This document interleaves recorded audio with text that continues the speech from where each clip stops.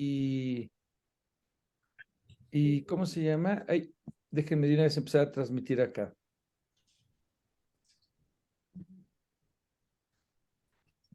Yo ya estoy transmitiendo en mi... Adelante, licenciado Manuel. Bueno, adelante, licenciada Dulce. Hola, buenas tardes a todos. El día de hoy es un gusto saludar a nuestros ponentes del día de hoy, iniciando con Juan Manuel López Lara. Él es asesor de información estadística y geográfica, quien nos estará hablando acerca de información que se considera de interés nacional. Adelante, Manuel. Muchas gracias, licenciada Dulce. Bien, gracias por la oportunidad y el tiempo. Pues como ustedes saben, el INEGI ya tiene años generando información estadística y geográfica. 25 de enero de 1983 se crea por decreto presidencial con el nombre Instituto Nacional de Estadística, Geografía e Informática y va evolucionando a través del tiempo, ¿verdad? Se va modernizando con la valiosa tradición que tiene en nuestro país en materia de captación, procesamiento y difusión de información acerca del territorio, la población y la economía. Así, desde 1985, el instituto se desconcentra para ubicarse en la ciudad de Aguascalientes, Aguascalientes. Ujú. Bien. Con la promulgación de la Ley del Sistema Nacional de Información Estadística y Geográfica, el INEGI cambia su personalidad jurídica adquiriendo autonomía técnica y de gestión. Cambia su nombre, ahora es Instituto Nacional de Estadística y Geografía y conserva las siglas, INEGI. Ujú.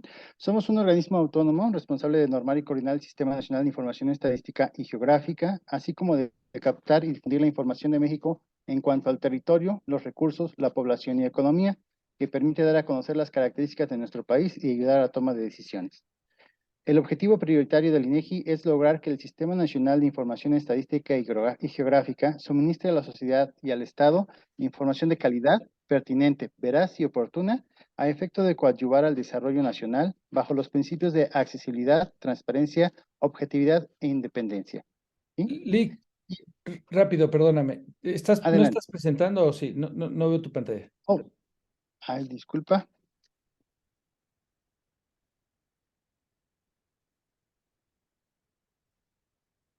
Sí, listo. ¿Se aprecia ya mi pantalla, perdón? Déjame. Aún no aparece, pero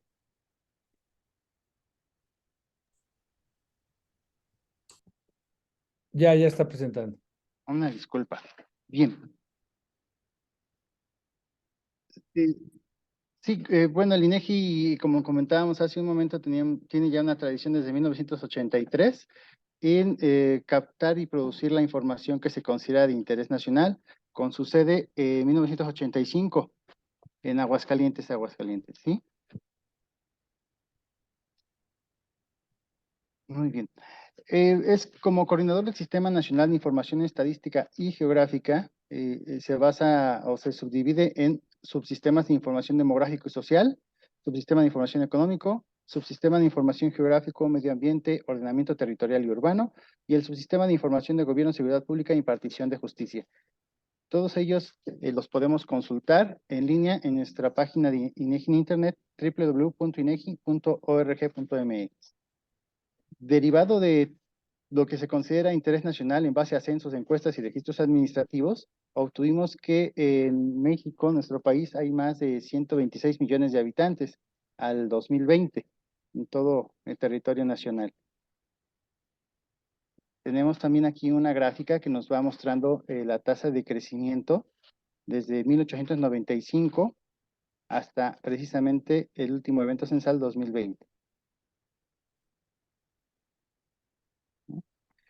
En el otro apartado de los censos económicos podemos encontrar que a nivel nacional, en el último evento censal económico, había 6.373.169 establecimientos con personal ocupado, 36.038.272 personas a nivel nacional, y para el estado de Querétaro, 115.532 establecimientos, donde trabajan 853.477 personas.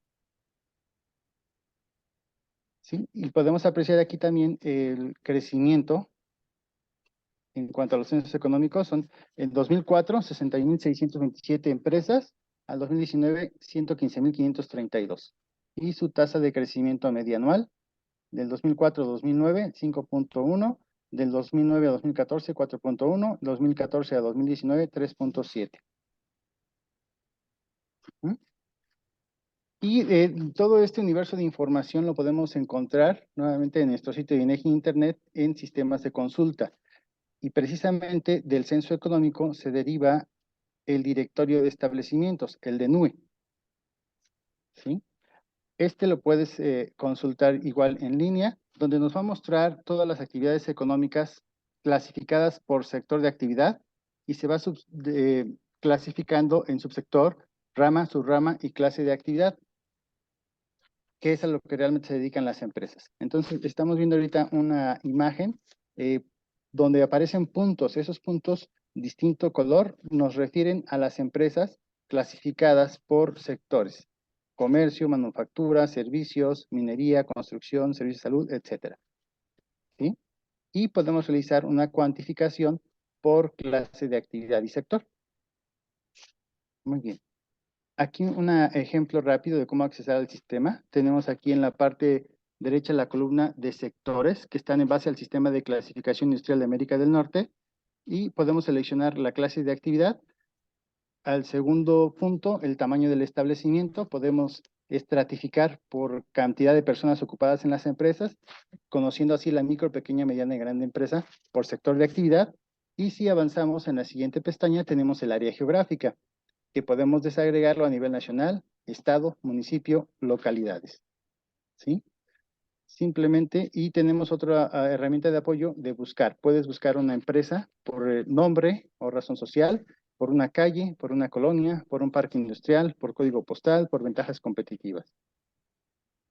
Simplemente damos consultar y nos arroja el listado de empresas de todos los sectores de la zona geográfica específica seleccionada. En este caso fue hacia el Marqués y tenemos aquí un acercamiento, la zona del Marqués con sus empresas y la descripción del establecimiento. Tenemos una vista que hay en el sistema y puedes descargar este directorio para conocer todo el universo en un archivo de texto separado por comas, que posteriormente tú lo puedes hacer el análisis y hacer filtros a tu manera, ¿verdad? Dependiendo tu estudio, investigación, trabajo comercial.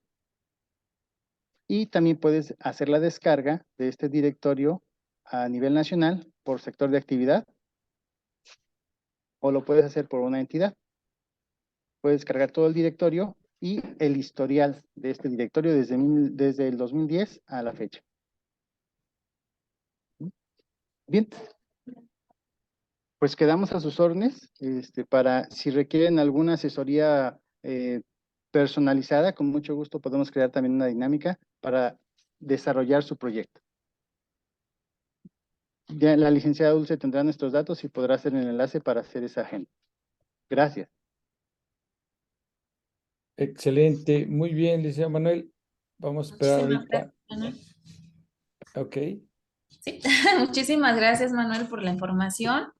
Igual tomaremos en cuenta tus comentarios, cualquier duda o que se gusten saber un poco más del tema, se pueden comunicar conmigo y les haré llegar información. ¿Sí? A continuación, vamos a continuar con nuestra plática, ahora presentando a nuestro ponente Martín Agustín Roldán Ayala, quien es licenciado en Administración, egresado de la Universidad Autónoma Metropolitana. Él se ha especializado en finanzas, tiene diplomado en finanzas por la Universidad Nacional Autónoma de México.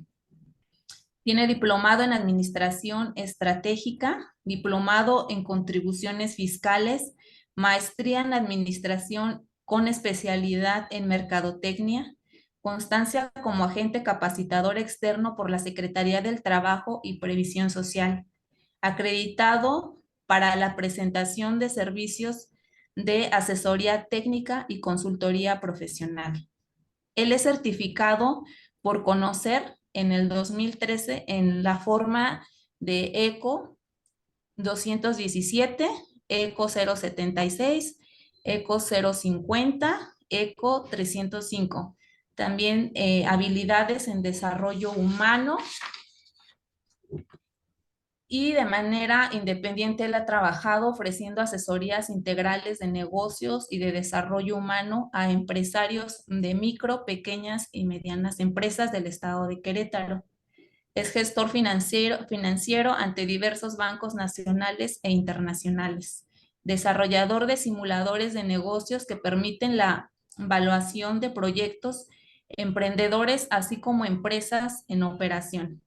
Es instructor en diversas instituciones como lo que es el TEC de Monterrey, conferenciante de economía, estrategia de administración, finanzas, desarrollo empresarial, liderazgo y desarrollo humano. Es docente a nivel licenciatura desde el 2008 en maestría en diversas instituciones del estado y del país. También es desarrollador de viajes de negocios y entretenimiento al extranjero, principalmente a Estados Unidos de Norteamérica, Centro y Sudamérica. Es comentarista en radio en temas económicos y políticos en diversas radiodifusoras. Él ha trabajado en el Distrito Federal, en algunas empresas, como ha sido de tesorero corporativo en servicios de asesoría técnica, jefe de administración en Grey México, jefe de personal en Pircaso, y bueno, está muy extenso su currículum del licenciado. Vamos a darle la bienvenida y adelante, licenciado Martín, le cedo la palabra. Muchas gracias. Estaba intentando hacer mi Facebook Live, pero no veo que se comparta. Entonces no sé ahí qué pasó, porque quiero ver rápidamente si se puede compartir la información directamente desde denme un segundito, porque no tengo, la vez anterior fue muy fácil y ahora simplemente no lo puedo vincular. Bueno, de cualquier manera me voy a arrancar. Agradezco mucho, licenciada Dulce, la presentación y además el privilegio que me da la Cámara de poderme dirigir a sus agremiados para poder presentar esta perspectiva económica 2023 para los negocios. Bueno, ¿qué vamos a ver en esta hora que vamos a estar con ustedes? Bueno, vamos a ver las variables más importantes del sexenio. Vamos a hacer un recorrido por estos 4 años de gobierno, y dentro de las cuales también vamos a ver la deuda, la informalidad y el petróleo. También vamos a ver, obviamente, qué nos espera para 2023, concretamente las conclusiones, y abriremos un espacio para preguntas de las personas que quieran hacernos algún cuestionamiento. Bien, sin más, vamos a iniciar con el recorrido por el sexenio. Los certificados de la tesorería son emisiones de deuda que hace el gobierno federal para financiar su gasto corriente. Esta emisión de deuda le permite precisamente tener dinero todo el tiempo, derivado de que los impuestos se pagan el entero provisional los días 17, pues no podría esperar un mes a recibir el dinero, ¿no? Sino que de manera constante, mediante emisiones de deuda, que son estos certificados de la tesorería, es que puede solventar su gasto corriente. Aquí lo importante que quiero pedir que analicen es, primero, cómo la recibe el gobierno en 7.97 allá por el 2018, y cómo terminó en el 22, 9.80. Ahorita ya esta tasa está un poco más alta, está por ahí del 10.80, está un punto arriba. por cómo se han desenvuelto en el primer mes la economía del país.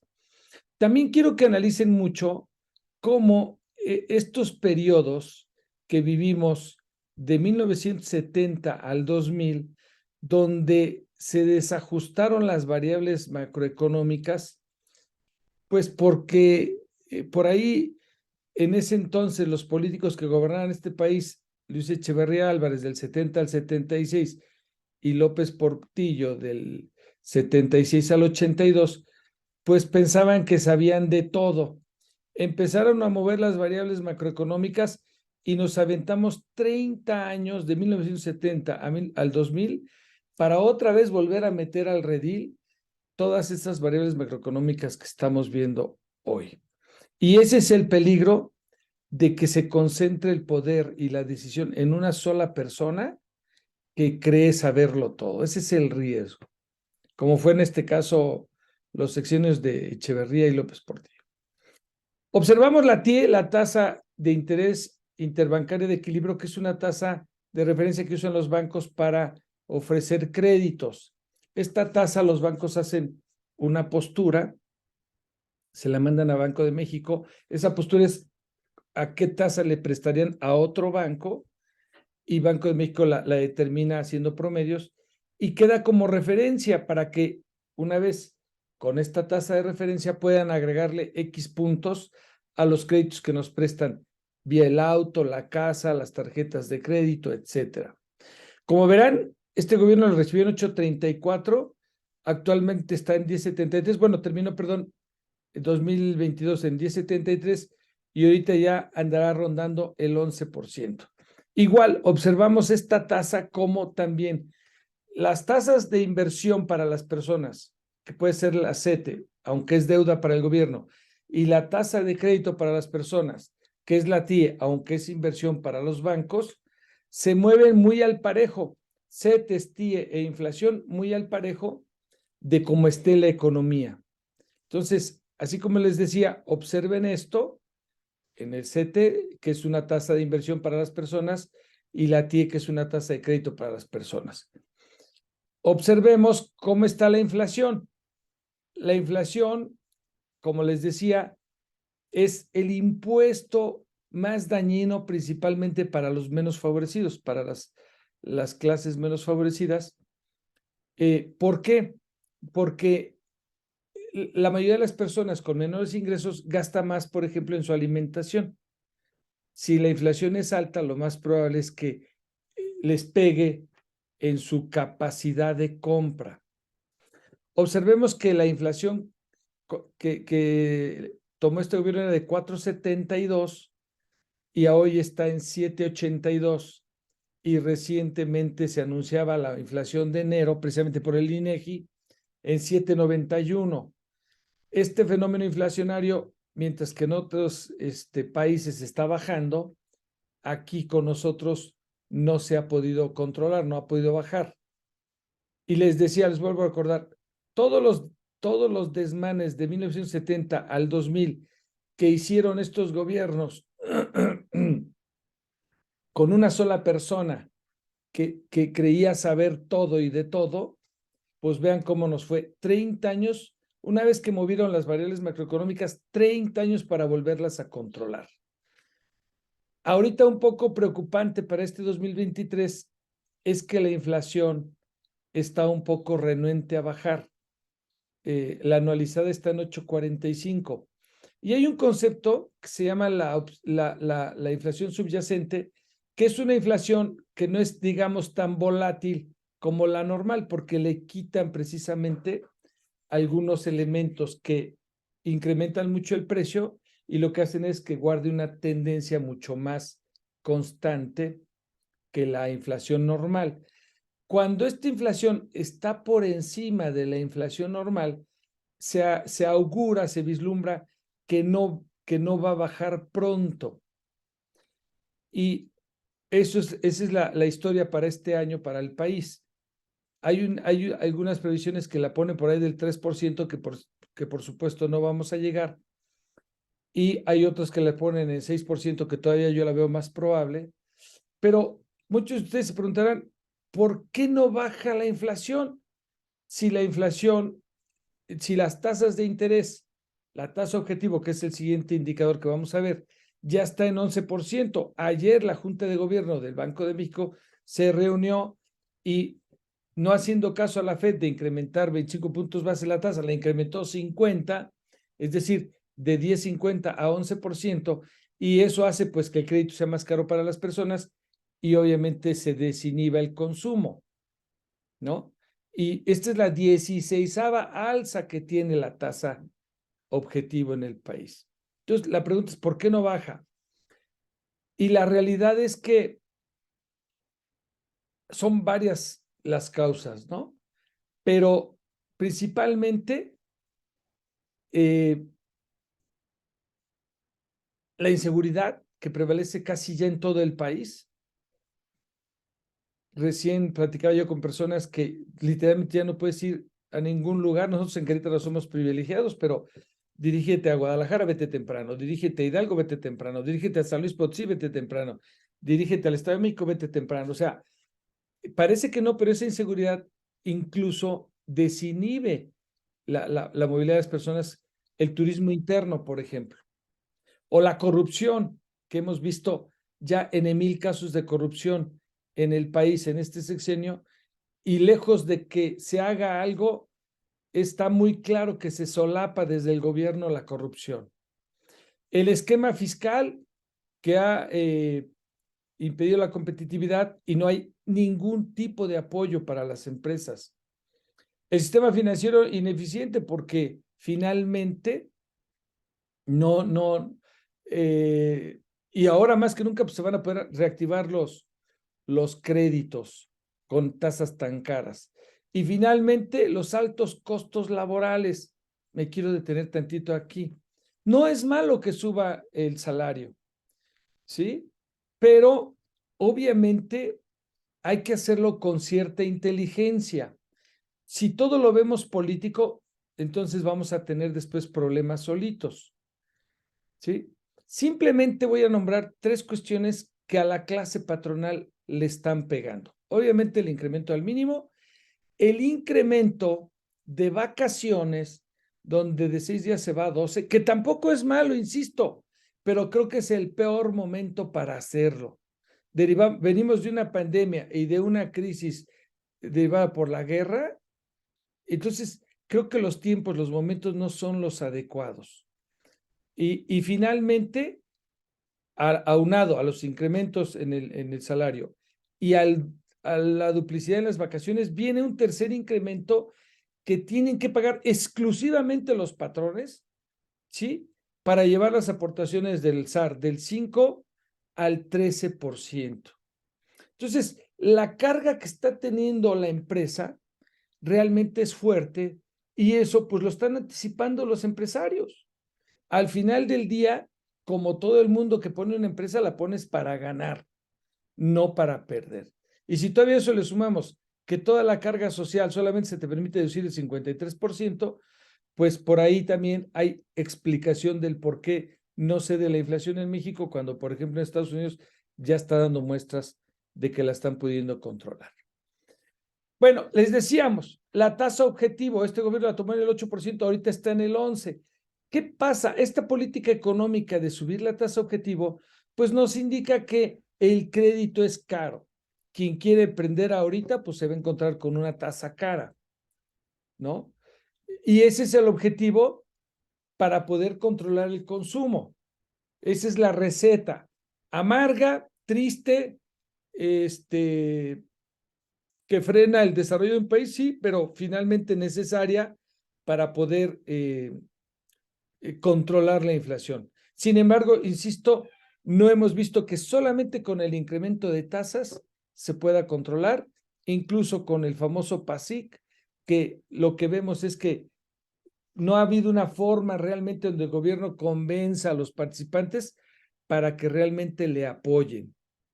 Recién también tuvimos el incremento a las casetas. En fin, ahí se nos puede complicar esta variable, la inflación.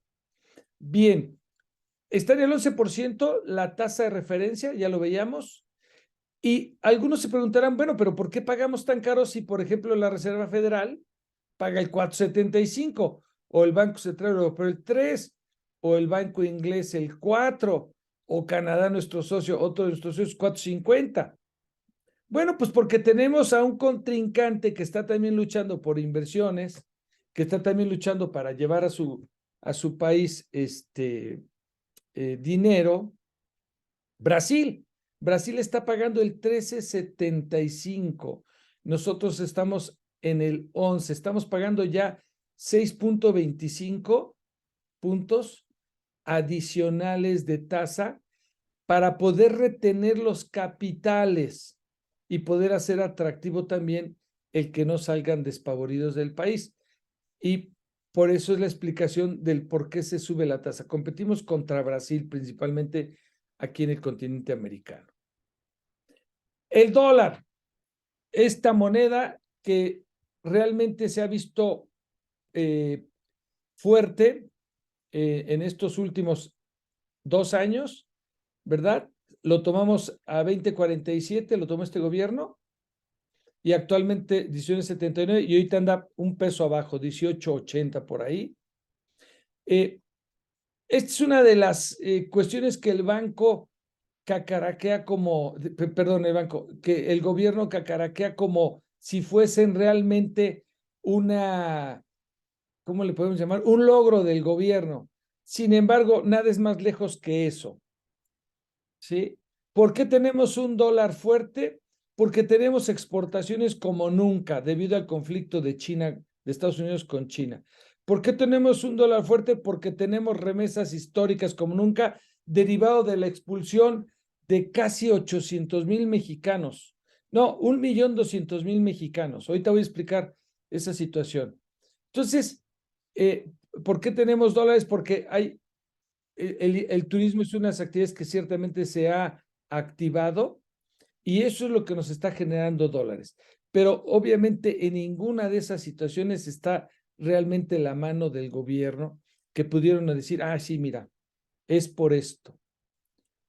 El PIB, por ejemplo, aquí donde podría decirse, aquí es un poco el resumen de lo bien o de lo mal que está siendo conducido un país en términos generales. Ni siquiera hemos podido llegar al Producto Interno Bruto, que en términos nominales teníamos en el 18, ¿verdad? 18.5 billones, 18.478 billones de pesos de PIB. ¿Qué quiere decir? Si producíamos esto hace 4 años, ahorita todavía no alcanzamos a producir lo mismo que producíamos hace 4 años. Entonces, ¿esto qué significa? Pues que la economía no ha crecido, así de fácil, ¿verdad? ¿Cuáles son las razones? Pues sí, la pandemia sí es cierto, sí, la guerra sí es cierto, pero también la cuestión ideológica de quien gobierna actualmente el país, que ha bloqueado muchas de las inversiones, como lo vamos a ver más adelante. Las reservas internacionales las tomaron en 173,000 millones de dólares y ahorita están en 200,000, han subido un poquito, 201,000 a la fecha. Este es una buena, ¿cómo se llama? Acción de gobiernos anteriores que fueron haciendo el ahorrito, porque si calamos contra el gobierno actual de 2015, pues las reservas internacionales, cuando alcanzaron su pico, miren, están muy similares. Es decir, se han realmente acumulado muy pocas reservas, finalmente, pero lo interesante es que las reservas están porque son como una confianza que se les da a todos los demás jugadores internacionales de que vamos a hacer frente a nuestras responsabilidades. Por ahí recientemente el gobierno federal quería echar mano de ellas para pagar deuda, para financiar sus proyectos del sexenio, pero es imposible. Si tú tomas tus reservas, en ese momento desapareces del mapa económico y no tendrías interacción comercial. Sería un suicidio económico atentar contra las reservas internacionales. Y finalmente les quiero presentar el gráfico de la Bolsa Mexicana de Valores del IPC, el índice de precios y cotizaciones, porque quiero mostrar que este gobierno nació muerto. Este gobierno nació con el pie izquierdo. Desde que se cancela el aeropuerto de la Ciudad de México, el nuevo aeropuerto, la confianza de los grandes inversionistas se va abajo. Y aquí este gobierno sella su futuro y es gran parte de la explicación del por qué no hemos crecido. No nos tienen confianza las personas en el extranjero. Más allá de que manden su dinero, es dinero en cierta forma volátil que con un teclazo sale del país inmediatamente. Bueno, esas fueron las principales variables macroeconómicas, pero hay una que merece su atención por fuera. Bueno, hay tres: la deuda, la informalidad y el petróleo. Vamos a ver la deuda. Esto es algo que me preocupa mucho porque la persona que está dirigiendo el gobierno en estos momentos se ha cansado de decir que no ha endeudado al país y que ha hecho las cosas sin generar deuda. Y mucho de ello porque cuando relacionas el PIB porcentualmente, la deuda versus el PIB, pues sí, dices, oye, pues mira, en el 2021 estuvo un 47.6% del PIB y en el 22 vamos a bajar, incluso bajamos, no nos endeudamos. O sea, la estadística sirve para mentir y mentir flagrantemente. Nada más que el PIB de 2021 era uno y el PIB de 2022 era otro. Más alto que por lo tanto, la proporcionalidad de PIB respecto a la deuda, pues claro que baja. Pero vamos a desenmascarar a estas personitas porque tienen que estar enterados. La deuda del Estado mexicano se compone de tres: la deuda del gobierno federal, la deuda del sector público, bueno, y aquí el gobierno federal, todas las entidades del gobierno, la deuda del sector público, aquí está Pemex y Comisión, que se les ha dado muchísimo, y aparte Pemex, que es la empresa más endeudada del mundo, aquí está la banca de desarrollo, y acá está organismos que requieren endeudamiento a cargo del sector público, como puede ser la banca de desarrollo, los fondos de fomento, ¿verdad? Los fondos de infraestructura carretera, etcétera. No olvidemos, estos tres elementos componen la deuda, ¿verdad? Y aquí, por ejemplo, muchas veces nos dicen, no, pues es que el gobierno se ha endeudado en 10.9 billones. No, no, el gobierno es todo. Y el gobierno se ha endeudado en 13.5 billones de pesos. Eso es muy importante entender ese dato. ¿Cómo estaba la deuda? ¿Cómo la agarró este gobierno? Para entender un poco. Y nos vamos a los saldos históricos, sí, de recursos financieros del sector público, porque esta es la famosa deuda ampliada. Este es el que incluye toda la deuda del Estado. Fíjense bien, se agarró en 10.5 billones. Por eso luego se juega. Oye, lo agarramos en 10.5 y traemos en 10.921. Sí, nada más que acá es deuda ampliada. Esta es deuda ampliada, ¿sí? Y esta es deuda solo del gobierno federal. Entonces, lo agarra en 10.480 a noviembre de 2018. 10.5 billones. ¿Sí? Y está terminando, ¿sí? En 14 billones la deuda para 2022, ya a diciembre, ¿verdad? Entonces dice, al 31 de diciembre estaba en 14 y la agarra en 10.480 el 30 de noviembre del 18. Bueno, ha incrementado este gobierno 3.6 billones en 49 meses. Faltan 21. Para este 2023 está autorizado un endeudamiento por ahí de 1 billón o un poquito más. Y para 2024 otro tanto. ¿Por qué? Porque cada vez los ingresos van a ser menores. La propia crisis genera que cierren empresas, ¿verdad? Solamente salvo estados como Querétaro, que está impulsando mucho todavía el emprendedurismo, está apoyando a las empresas, lejos de bajar, está subiendo. Pero en general, la mayoría de los estados está perdiendo ingresos. Entonces, ¿qué pasa? que es muy probable que este gobierno termine con 6 billones de deuda.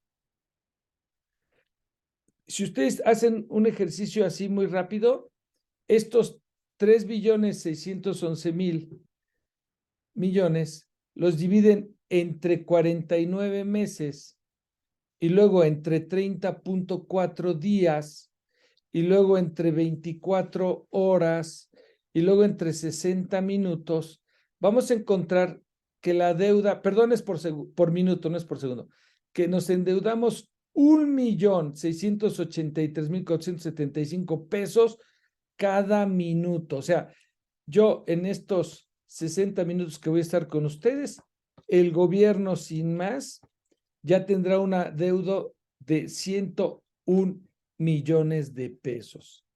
Peña Nieto, con todo y las trapacerías que hizo el PRI, las corruptelas que sabemos, creció la deuda en 4.2 billones en 72 meses. Es decir, 1.332.541 por minuto. No es por segundo, es por minuto. Entonces, esto es importante tenerlo en cuenta, porque sí está creciendo la deuda y eso finalmente, al crecer la deuda, pagamos más intereses y eso genera menos ingresos para otro tipo de cosas en el Estado. Y aquí quiero poner énfasis en que de repente se mienten las cifras. Este gobierno miente como respira. Antes estaba en 13,041,700. Miren, aquí. Estas son, todo lo que estoy presentando es información del gobierno, ¿eh? De ningún otro lado. Cuando no es INEGI, es Secretaría de Hacienda, es Banco de México, pero es... Entonces, se ajustan las cifras, 13,041, pero resulta que ahora ya son 13,103 para 2021, ¿no? ¿Por qué? Porque lo están ajustando.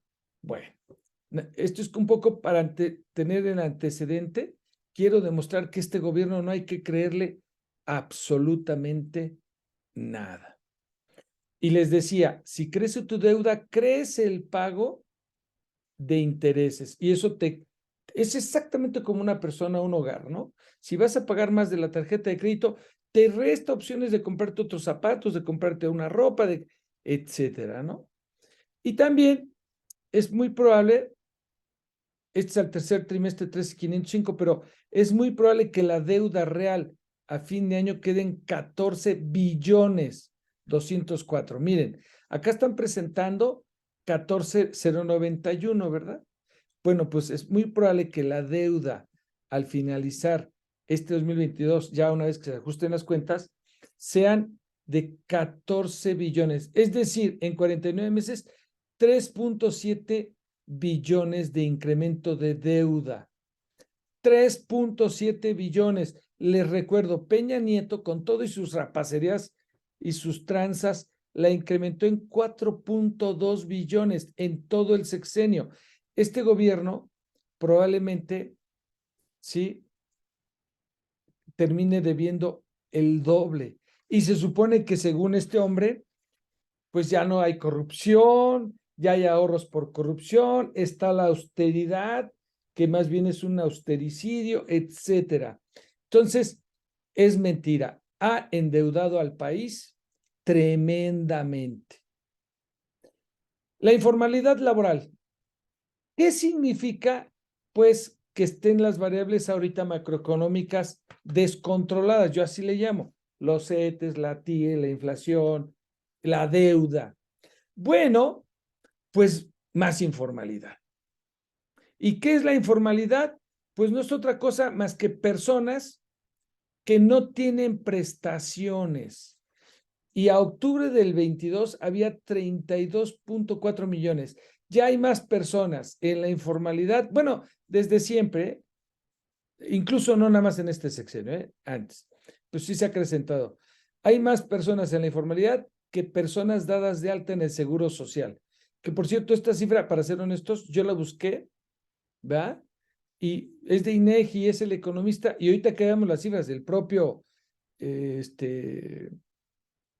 Seguro Social, pues no me casan. Lo más que me da es 21 millones. No sé qué otro dato estén contemplando aquí. Pero es eso, el resultado de traer las variables macroeconómicas fuera de control, pues es que la economía se hace chiquita.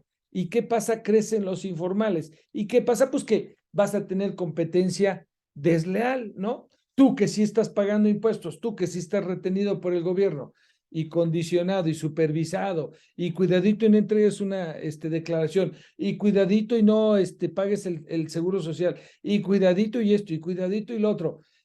Contra cuates que yo siempre lo he dicho, ¿no? Váyanse a un tianguis y vean los que venden ropa, el tremendo puesto que tienen, ¿no? Todos los taqueros, yo quisiera saber si sí pagan impuestos, todos los que están afuera en la calle, y además déjenme decirles, no ganan un pesito, no ganan 12, ganan bastante bien. Entonces, toda esa informalidad crece, ¿por qué? Porque las variables macroeconómicas están tocadas. Y si a eso le aunamos que el gobierno quiere que duplique las vacaciones, quiere que incrementes el salario, quiere que incrementes el ahorro que deben de tener los trabajadores, solamente el empresario es al único que le tocó cargar ese burro. Oye, pues lo que va a pasar es que esto se va a hacer más chico, ¿no? Sí, efectivamente va a haber mejores salarios, sí, pero menos empleos, ¿no? Porque, pues porque no era el momento, no es el momento. Ahorita venimos de una pandemia donde el gobierno no ayudó, venimos de una guerra donde no hay apoyos por parte del gobierno. Y luego todavía con eso te cargan más cosas, pues claro que la informalidad va a crecer. Fíjense bien, los informales ya producen el 27.7 del PIB. No encontré datos para el 2022 y es de INEGI, ¿no? Yo creo que están por sacarlos. 27.3, 27.7. Se equipara mucho con 2009, cuando después del 2008, que fue la gran crisis financiera mundial, más o menos por ahí. Entonces, entre más estén trastocadas las variables macroeconómicas, más informalidad va a generar. Y luego esta joya que me encontré, miren. ¿Quiénes son los estados que más favorecen la informalidad? Esto está, aquí describe perfectamente a quienes gobiernan. Los primeros 10 estados que están gobernados por Morena son los que más favorecen la informalidad. Es el laissez-faire, laissez-passer. Es dejar hacer, dejar pasar, ¿no? Y por cierto, pues son de los estados también que tienen muchos problemas de crimen organizado. Entonces, aquí claramente podemos observar qué estados son los que favorecen la informalidad y qué gobiernos son los que actualmente los dirigen. Y un poquito para entender esta parte, miren, decían que la secretaria del Trabajo, que el alza del mínimo iba a beneficiar a 6.4 millones de personas, ¿verdad? De los 21 millones que tiene el Seguro Social. Pero en el Seguro Social, rascándole, solo 47,284 están registrados con un salario mínimo. Ya después de 1 a 2, de 2 a 3, de 3 a 4, etcétera. Pero de un salario mínimo, 47,000. Entonces, estos 47,000 de este universo de 21 millones, pues es el 0.22%. Es decir, no es ni el 1% del empleo formal. ¿Sí? Ahí también hay cosas raras. Y miren, esta información no la manejo yo así porque sí. Esta información es del IMSS. Del IMSS. Como está elaborado por el CESP, pero con información del IMSS, dije, bueno, les presento esta información y luego les presento la del IMSS. Esta es la página del IMSS y dice que el 31 de agosto tenían 21,236. 21,236,866 personas dadas de alta en el seguro. Entonces, no hay a quien creerles. Lo que sí es un hecho es que entre más se toquen las variables macroeconómicas y se tarden en controlar, la informalidad va a seguir creciendo. ¿Por qué? Por una sencilla razón, la gente tiene que comer. Y luego, si de comparar no se trata, vean, ¿quiénes son los países que generan mayor informalidad en sus ¿quiénes son los países que generan mayor informalidad? Colombia, Brasil y México tenemos los latinoamericanos el number one, ¿verdad? De generar informalidad. ¿Quiénes son los que menos generan informalidad? Ah, pues los noruegos, los gringos, los canadienses, los alemanes, ¿no? Que tienen una informalidad moderada. Y miren, este 31.8 de desempleo, pues no sé de dónde lo sacaron esos cuates de la OCDE, pero es más o menos el 55% del empleo. ¿Ok? Y para no dejar, vean cómo la OCDE considera el desempleo, perdón, la informalidad, el autoempleo. Puede verse como una estrategia de supervivencia para aquellos que no pueden encontrar otros medios de obtención de ingresos. Ese es el autoempleo, o como muestra el deseo de emprender y trabajar por cuenta propia, ¿verdad? El emprendedurismo con este gobierno murió, con el gobierno federal. Afortunadamente, insisto, aquí en Querétaro todavía están apoyando ese tipo de actividades, de emprendedoras. Pero realmente en México la informalidad, pues es gente que no obtiene trabajo, que no obtiene sus prestaciones, por un lado, o por el otro es gente que pues se va a vender a los tianguis, no paga impuestos, abre una tortería, una taquería, no paga impuestos. Eso sí, usan las escuelas, usan las carreteras, usan los hospitales. Es decir, la carga tributaria no es pareja. Quienes cargan realmente toda la parte tributaria son los trabajadores formales y obviamente las empresas. ¿Ah? Y vean, también todo este desajuste de variables que genera, pues que hoy día la expulsión de mexicanos hacia Estados Unidos está peor que nunca. Más o menos el país que más migrantes han detenido en la frontera es México. En 2022 detuvieron cerca de 800,000 migrantes. En esta gráfica se puede ver mejor. México en el 22, 800,000. Y déjenme decirles que 400,000 sí lograron pasar y quedarse allá. Así es que la migración es de 1,200,000 migrantes.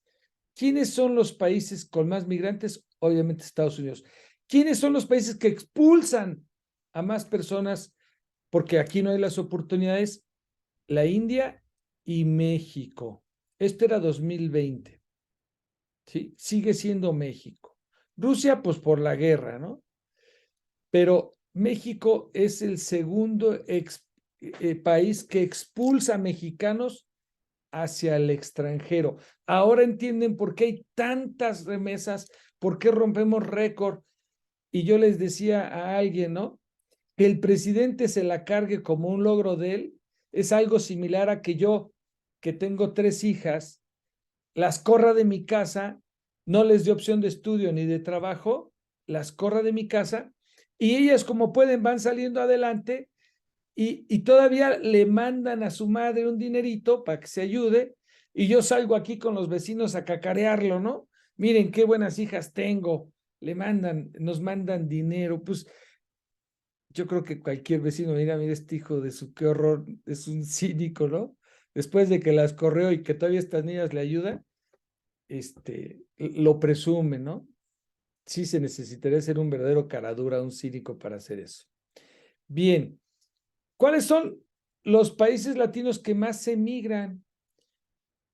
Miren, Venezuela, por el gobierno que tienen, Colombia, Brasil, Haití, Cuba, ¿verdad? Nicaragua, también es la proporción que son estados pequeños. Pero, por ejemplo, México, ya hay 11.2 millones de migrantes en Estados Unidos reconocidos, ¿no? Ahí hay como 30 millones, pero 11.2 migrantes y el resto ya nació allá, ya son, ¿cómo se llama? Nacidos de mexicanos, pero en Estados Unidos. Entonces, somos el país que más mexicanos expulsa a Estados Unidos. Bien, como dato rápido,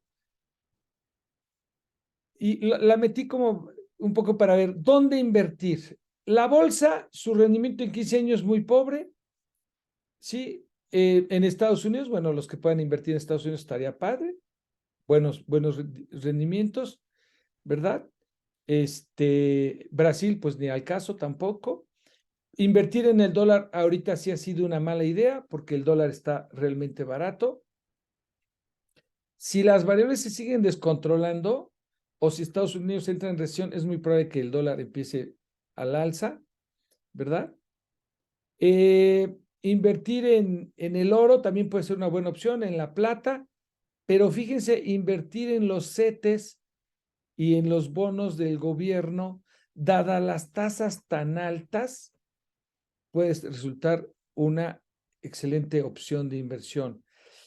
Y el Bitcoin, que pareciera que es una excelente inversión. Yo desde aquí les digo, no, nada de Bitcoin porque te van a quitar tu dinero. El Bitcoin es dinero del narcotráfico, dinero de lavado de dinero, dinero de tráfico de órganos, tráfico de personas. O sea, no lo controlan una bola de mafiosos, así, claramente. Otra cosa que es interesante es que la caída de los bonos en manos de extranjeros iba en picada, ¿verdad? Ahorita está volviendo a repuntar y yo considero que son dos cosas las que han hecho esto. Uno, que en 2021 se le amarró las manos a este gobierno para que dejara de hacer barbaridades. Y dos, ya esto de muy reciente, empezando el año, que uno de los tres poderes de la Unión, el poder judicial, francamente no es aval del poder ejecutivo. Es decir, el que hayan elegido a la ministra Piña, a mucha gente le da confianza porque muchas de las tonteras, de las ocurrencias de este gobierno, es muy probable que las pare esta ministra como presidenta de la Suprema Corte de Justicia de la Nación. Entonces, yo creo que esto es lo que podría estar generando que pararan 7 meses de caída, ¿verdad? Perdón, 7 meses en este año, pero 2020 y 2021 caídas de salidas de bonos en manos de extranjeros porque no tenían confianza en el gobierno. Esta información nunca la va a dar el gobierno, por ejemplo, ¿no? Bueno, el petróleo, vámonos a la siguiente variable. El petróleo, la mezcla mexicana ahorita andará por los $70, más o menos, ¿verdad? Tuvo un buen piquito en 2022. Esos recursos se usaron, la parte de los excedentes, para cubrir quitar, no cobrar el IEPS para no generar presiones inflacionarias, que para ser honesto, es una de las buenas decisiones del gobierno, usar los ingresos petroleros para financiar, ¿no? El IEPS y no cobrarlo, porque si lo hubiera cobrado, ahorita nuestra inflación andaría por ahí del 15%, ¿no? Creo que es así, si hay que reconocer, eso fue una decisión muy buena. Los excedentes petroleros los usaron para no cobrar el IEPS. Pero fíjense, otra forma de descubrir cómo estos cuates mienten como respiran. En el petróleo, ellos decían que agarraron en el 2018 con una franca caída la producción de barriles de petróleo. 1,833,000. Y aquí hacen una tendencia que sabrá Dios quién la hizo y cómo la hizo, y llegan a 1,330,000. Este es un hipotético. Y después que ellos en 19, 1,701, 20, y en 2022, 1,800,000. O sea, todavía no llega ni siquiera a la producción de 2018 y ya la ponen como que creció. Estas son de las mentiras que le gusta a este gobierno decir, ¿verdad? Pero la realidad es que miren, 1,682 en 2021, que aquí le ponen 1,789, y 1,694 en 2022 y 1,779. Es decir, mentiras y más mentiras. Y por si fuera poco, la Comisión Nacional de Hidrocarburos sacó, bueno, el economista, con información de la comisión, sacó que en realidad la caída de 2022 de producción de crudo es 1.622.000. O sea, jamás alcanzaron esta cifra. Por el contrario, andan por acá. Nunca llegaron realmente a la producción de esta gráfica, ¿verdad? Entonces, ¿qué gana esto el gobierno? Yo luego pienso que el gobierno verdaderamente piensa que está tratando con una sarta de tontos, de ignorantes, pero yo creo que sí, es cierto, pero yo creo que su mercadito cada vez se reduce más, porque ante tanta mentira, solamente alguien verdaderamente ignorante y de verdad de una carencia de pensar, le puede creer a este gobierno, ¿no? Miren, por ejemplo, cacaraqueaba mucho este hombre que la gasolina estaba más barata en México que en Estados Unidos a mediados del año pasado. Y sí es cierto, pero ya al final fue mucho más barata la gasolina en México, en Estados Unidos, que en México, ¿verdad? Porque también aquí ya se dejó de apoyar con no del todo, pero sí con el IEPS. O sea, se dejó de subsidiar la gasolina en México, ¿verdad? Entonces, realmente aquí está libre la gasolina, no la tocaron los gringos, ellos trabajan en el libre mercado. Acá no estaba libre, ciertamente la mantuvieron estable, pero a base de subsidios, de subsidiar el impuesto especial sobre productos y servicios, que es el impuesto que le cobran a las gasolinas. Y que no estuvo mal, ¿eh? Porque entonces la inflación andaría, quién sabe por dónde, 15% por lo menos. Vean esta gráfica, es muy interesante, es con datos de CENER, la Secretaría de Energía, y de Pemex. Gasolina y diésel.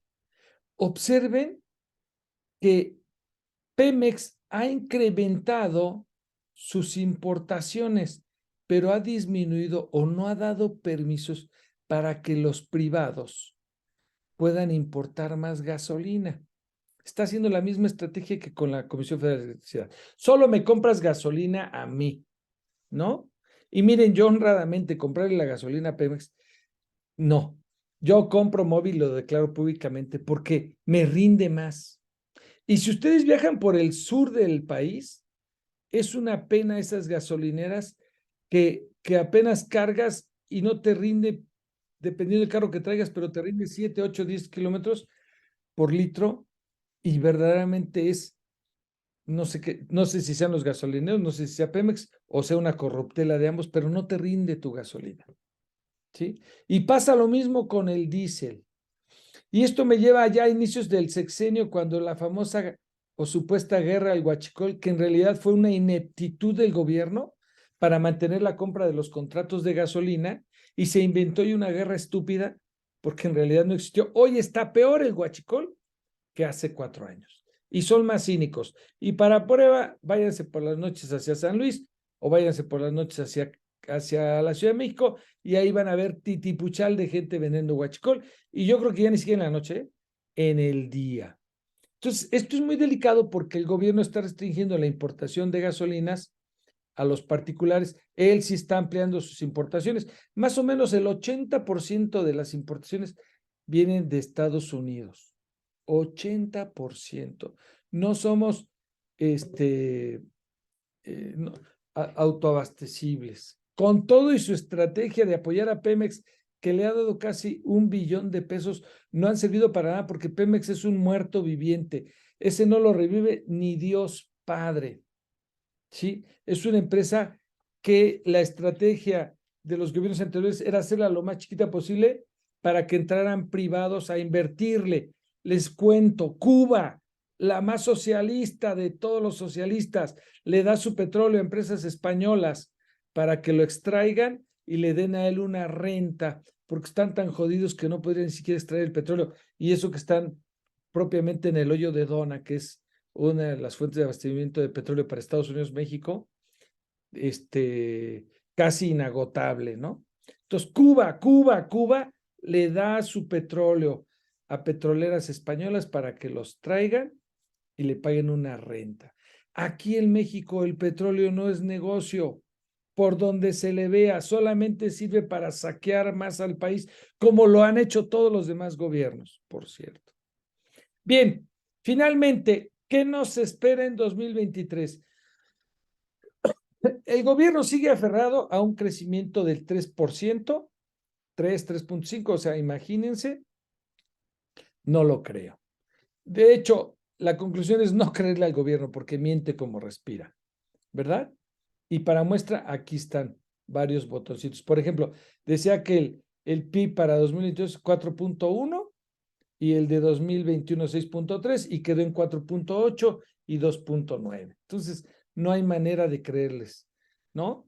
El peso del petróleo, aquí para 2023, yo creo que este es lo que sí habríamos que creerles, va a andar por ahí de los $70 por barril. Les decía, el Producto Interno Bruto, estimaban 4.1 en 2022, queda en 2.8, 2.9. Para 2023, 3.0. Hay quien estima, ahorita lo vamos a ver, 1%, etcétera. La inflación, bueno, 3.2 ni soñando, ¿no? La tasa de interés 8.5, muy probablemente sí, si se controla la inflación, vamos a ver si eso puede pasar. Aquí, la plataforma de producción 1.872, se aprobó 1.826, 1.872, ya vimos, ni siquiera llegaron a 1.700.000 barriles producidos, ¿verdad? Entonces, difícil creerle al gobierno. Acá igual, ¿no? Son los mismos datos. Difícil creerle. Pero eso sí, la apuesta a la pensión para adultos mayores, ahí está, para el presupuesto 2023, las becas, que no está mal, ¿eh? Porque, oye, ¿por qué estás en contra de que se le dé dinero a los viejitos? Pues claro que no. Que por cierto, se me hace una responsabilidad de la gente llegar a viejo sin haber previsto su vejez, más allá del contexto que tenga, ¿no? Si ustedes supieran que yo vengo de un estrato realmente humilde y que pues me he ido superando, yo les puedo decir que sí se puede. Pero bueno, más allá de ello, el problema es que aquí se da universal y se está concentrando en zonas urbanas donde está el 80% de la población. Es decir, está haciendo exactamente lo mismo que el PRI hacía, incluso que el PAN hacía, darle la lana a la gente de las ciudades, a la gente de zonas rurales, pues sí, pero realmente nada más es hacer la mosca chillar. Y esto tiene una connotación electoral tremenda. Este gobierno llegó en 2018 y elevó, se llamaba 65 y más el programa de los priistas. Llegó y elevó a 68 años la edad para recibir pensión. En el 2021, que venían elecciones y que iba en picada la popularidad del presidente, anuncia malamente, previo a las elecciones, que iba a bajar las 65, iba a incrementar el monto en 22, en 23 y en 24, hasta llegar a 6,000 y tantos en 24, ¿no? Algo así como 3,100 pesos mensuales. Obviamente, esto es una presión también para las finanzas públicas, ¿verdad? Este gasto en pensiones, que además se da indiscriminadamente a ricos y pobres, a pensionados y no pensionados. O sea, creo que ahí se podría focalizar mucho mejor este gasto. Y obviamente no iban a faltar, pues, los proyectos, los grandes proyectos del gobierno, ¿no? Donde se está gastando un dineral. Yo me acuerdo que cómo criticaban acremente a los gobiernos neoliberales, porque decían que iba a costar X y ahora costaba más. Pues déjenme decirles, el Tren Maya está cada vez incrementando su costo de cerca de 120,000 millones, ya va en 400,000 millones. Nada más para que se den una idea, este año 143,000 millones.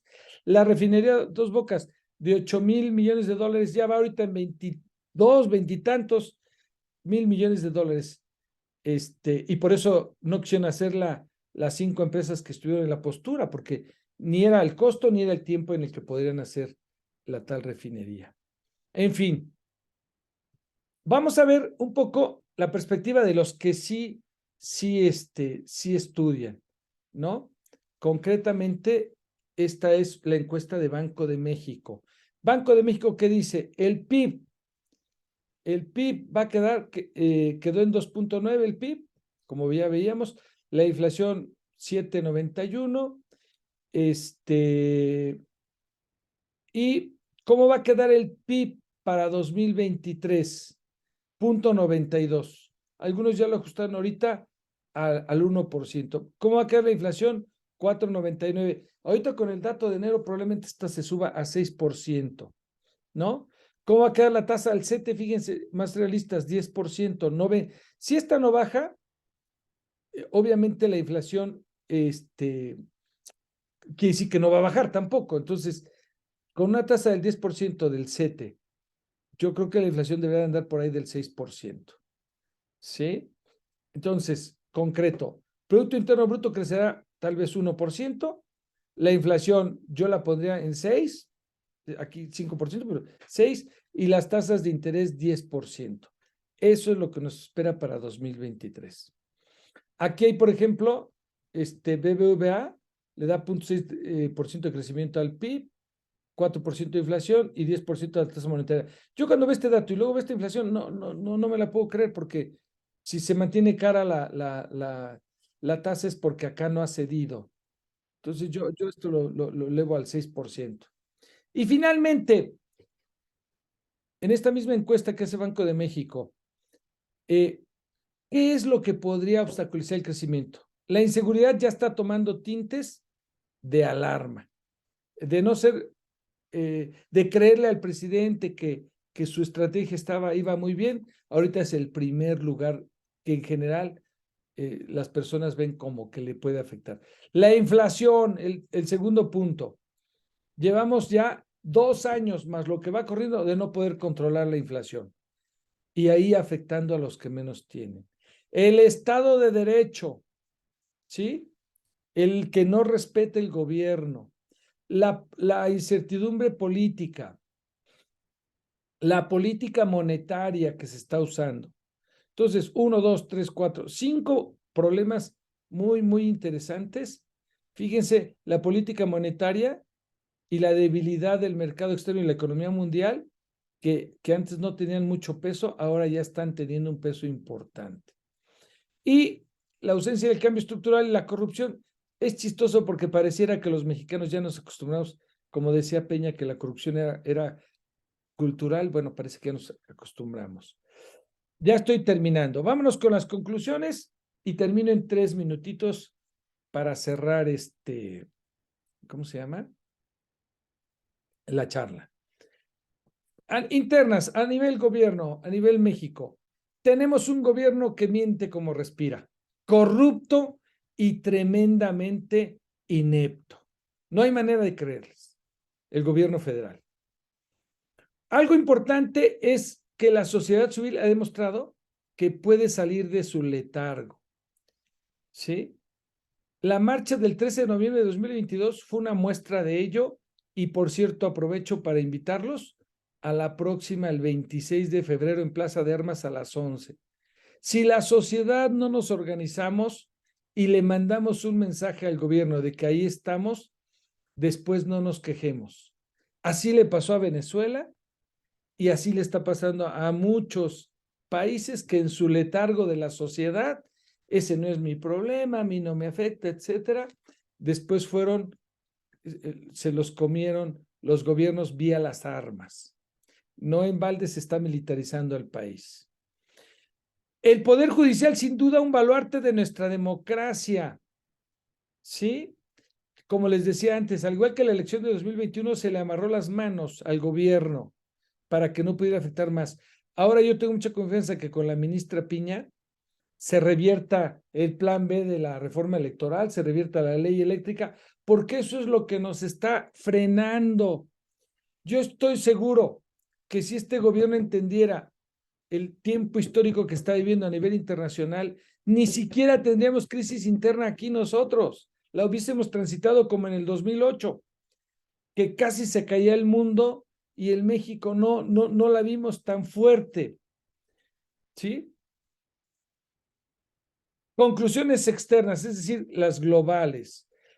Lo bueno que hemos tenido siempre desde 1994 es el TEMEC, los tratados de libre comercio con Canadá y Estados Unidos, que han sido nuestra tabla de salvación, y que este individuo parece que se esfuerza en estarse peleando con Estados Unidos, que yo hasta ahorita no he visto un solo país que le haya podido ganar a Estados Unidos. Un solo país, ni siquiera China, ni siquiera Rusia. No he visto un solo país que le pueda ganar, y no creo que haya un país que ahorita le gane a los gringos en los próximos 50 años. Finalmente, el conflicto de Estados Unidos y China, como les decía, nos favorece. El mundo está por dividirse ahora en dos polos con el nearshoring, ¿verdad? Que busca la localización más cercana posible a los mercados de consumo, ¿verdad? Ese nearshoring va a ser fuente de inversiones extranjeras, incluso aunque no hagamos nada, nada más por estar al lado de Estados Unidos. Los dos polos van a ser Estados Unidos, Europa, Japón, Corea del Sur. El otro polo va a ser China y los que crean en China. Rusia por interés, India por interés, Asia en su conjunto por interés va a andar entre Estados Unidos y China y Latinoamérica, ¿verdad? Obviamente el polo más fuerte pues es el gringo, sin lugar a dudas, y es el que deberíamos estar aprovechando ahorita nosotros. Somos el país con más tratados comerciales y probablemente Estados Unidos entre en recesión, eso puede afectarnos un poco. Ahora con los datos de empleo que se anunciaron muy positivos, probablemente la recesión se posponga un cuatrimestre o un trimestre más. De que va a haber recesión en Estados Unidos, la va a haber, pero probablemente se prolonga un cuatrimestre más y a lo mejor no sea tan larga o tan prolongada como se estima. En México, quién sabe cómo nos vaya a ir, sinceramente. Si hay recesión en Estados Unidos, pues va a afectar obviamente el flujo de dólares vía remesas, exportaciones y turismo. Eso nos puede afectar, ¿no? Y la inflación a nivel mundial y en especial México, pues va a mostrar un leve descenso. Yo no veo la inflación por debajo de 6%. Es más, si este año alcanzáramos el 6%, perfecto, excelente, ¿verdad? Pues esto es todo, licenciada.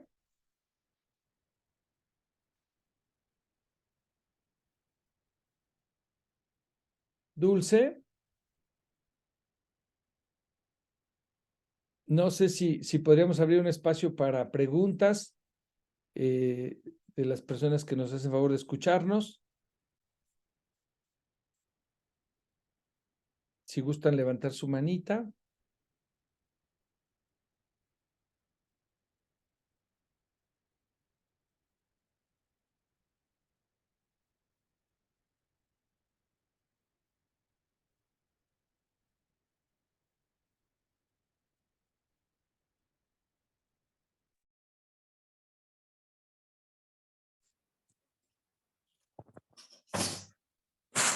Buenas tardes. Hola, Hola, buenas tardes. Ya no sé si pude preguntar, pero adelante con toda confianza, claro. tengo una duda en cuestión en toda la parte inmobiliaria, porque veo que se está moviendo como, o sea, está encareciendo, pero hay mucha gente que está comprando, construyendo.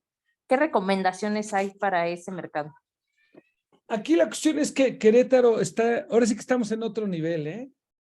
Querétaro, sinceramente, va a seguir creciendo y lo estamos viendo con los desarrollos habitacionales, etcétera.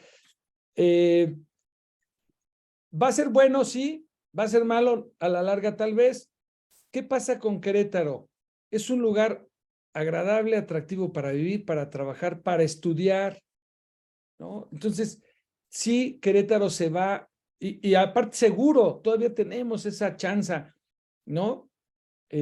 O por lo menos más seguro que otros estados, que el propio Guanajuato, que el propio San Luis, que el propio Hidalgo, que el propio Estado de México, que son los que nos rodean. Todavía, digamos que nuestra calidad de vida es buena. Entonces, en el sector inmobiliario, Miriam, ¿verdad? Yo creo que sí conviene invertir, sí va a seguir creciendo, definitivamente.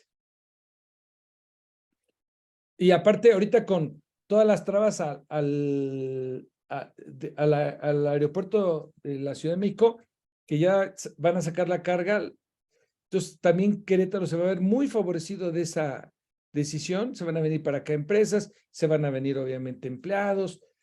Yo creo que esa parte es buena para Querétaro. Si no se sabe controlar ese crecimiento, esa oportunidad, a lo mejor en 10 años vamos a andar renegando y repelando, ¿no? Pero hoy por hoy es buena, el sector inmobiliario es una buena opción en Querétaro. Muchas gracias.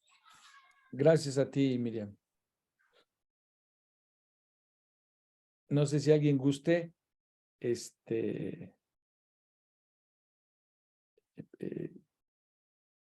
¿alguna pregunta?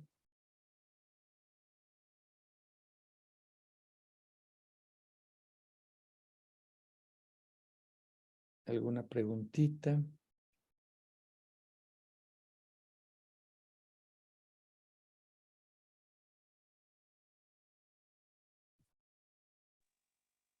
Bueno, creo que ya no hay más preguntas, Ajá. licenciado. Sí, licenciada Dulce. Muy interesante la plática. Me gustó mucho. Yo creo que a todos nos ha gustado. Esperemos seguir contando con su presencia en pláticas posteriores. Y bueno, pues no queda más que agradecerle a usted y agradecerle a los participantes que estuvieron en esta plática.